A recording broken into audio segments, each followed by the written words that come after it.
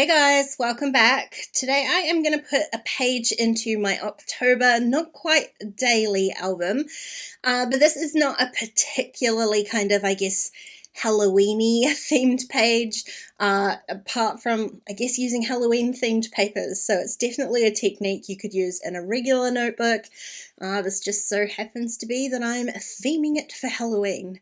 What I'm going to do is use up some of these scrap papers that I've got. I've got a lot of kind of offcuts sitting here from the actual construction of my notebook and the pages that I've been making inside it. And so I want to create a little pocket today, and I'm going to use some of these offcuts to do that. So I've already prepped a tag with my journaling. That's what the pocket's going to be for. And I've got a photo of my beautiful, beautiful bright red peony roses. They are very early this year, which actually timed in very nicely with this album because they are blood red. So that's what I'm going for today. So you can see me shuffling papers around over here on the right hand side. What I'm attempting to do is kind of create like an ombre, I guess, of these pattern papers from dark to light. I am swapping some of them out. So I've just got some random kind of offcuts. So there were some that are very old. There's an old Hambly screen print paper in there. I've got some from the Die Cuts with a View Halloween party.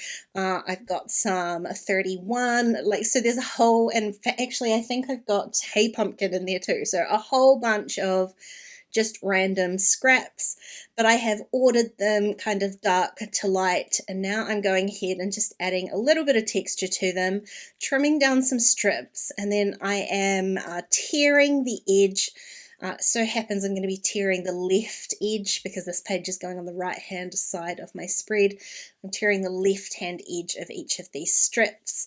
It kind of helps with a little bit of definition, so between the patterns, because I'm not using color, I'm using some pretty bold patterns in here. So having that torn edge, and I'm making sure that I'm flipping that paper upside down and tearing towards me so that you end up with that white, sort of white torn edge on that particular strip. And it just helps to define those patterns a little bit because you get that very subtle but sort of white division in between them. So I'm just working out where my pattern paper needs to stop because I want to be able to tuck my journaling in there and actually be able to see the edge of the tag. You could definitely pull all these pattern papers right to the edge of the page and just adhere them down. It's a fun, textured, very patterned kind of way to add a background.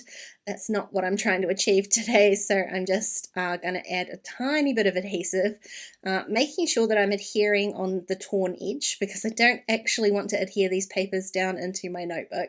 I'm really only attempting to adhere them to each other, and only just a little bit because I'm going to do most of my adhesion with my sewing machine. So again, I'm trying to add a little bit of texture.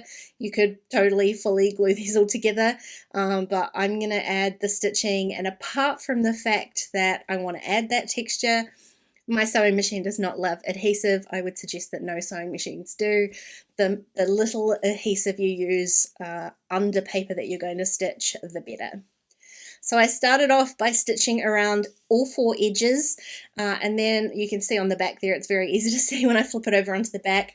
I also stitched along the torn edge of each strip. So again, just to add to the actual adhering of this page down to each strip, and then I took all of that on my base page to my sewing machine and stitched around all four edges of my base page, which leaves that right hand edge of my pattern paper piece open and available for a pocket.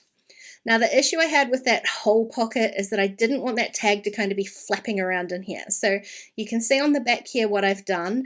I marked where my photo is going to be with some washi tape. So I marked the washi tape on the outside of my photo, then took that over to my sewing machine, and I just stitched two lines underneath there. So those two lines are going to kind of encapsulate that tag. It means you can't the tag's not going to slip up and down the page, but you can't see that stitching. It's hidden in behind the photos, and so you don't sort of see that encapsulation. It just makes the page a little bit more practical. Speaking of practical, I need some way to indicate that there's a tag in there and some way to make that easy to pull out. So I'm just slipped a little bit of ribbon through the whole of that tag, and I've attached that again with my sewing machine. We're going with texture on this page, so that's what I've done. The other thing I did do was end up trimming the bottom piece of my tag off, so that you can't see the edge of the tag. So that was sort of the opposite of what I had planned to do, because the tag was actually not as white as my base page. It was a very kind of creamy color, and I didn't necessarily love those two things together. So by trimming off that blank space at the bottom of the tag, it means I can tuck it all the way in. I can still pull that in and out of the pocket because I've attached that kind of ribbon to it, so it's got a pull. I know something's there. I know I can pull it out. I can put it back in easily as well, but I don't see too much of that creamy coloured cardstock.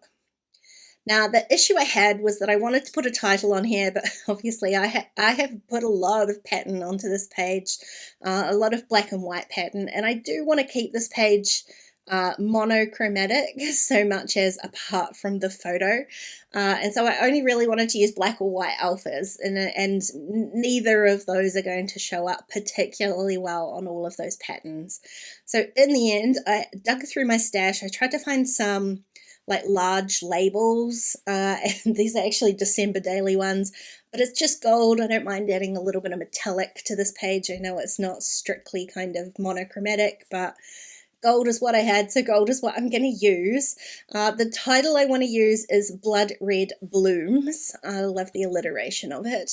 However, the alphas that I've got here, and I don't know the brand, these were a gift from a friend, it's just not going to fit onto my label. It's only just not going to fit.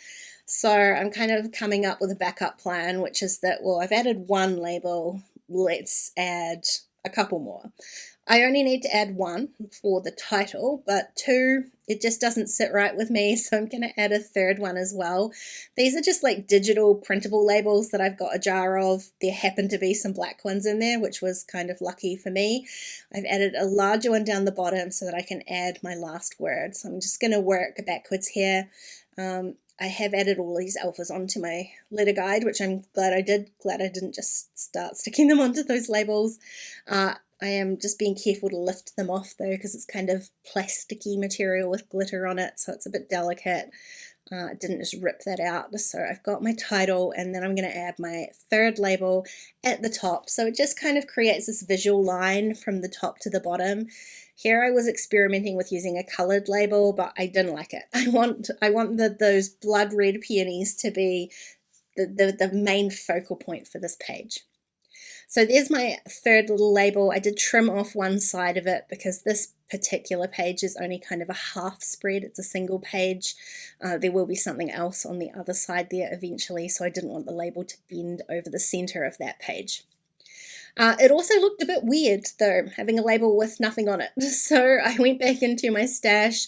These are some Hello Pumpkin clear stickers. Now these are clear stickers that I made myself using the digital collection, and so I'm going to add a few of those, filling up some of those blank spots in the label. But I also added that tiny little spider web one, and I kind of like it just to add a little bit more kind of Halloweeniness to this very un-Halloweeny page. Apart from that little ghost paper, there's not a whole lot of Halloween on there, so just that one little spider web really helped pull the whole theme together, and that's that page done. I love how this turned out, but like I said, it's very easy to make this page into a non-Halloween page if that's what you're into. I'd love to see it if you give it a go.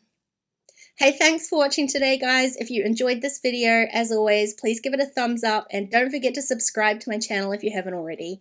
If you want to keep watching, there are a couple more videos on screen. Otherwise, I'll see you again really soon. Bye.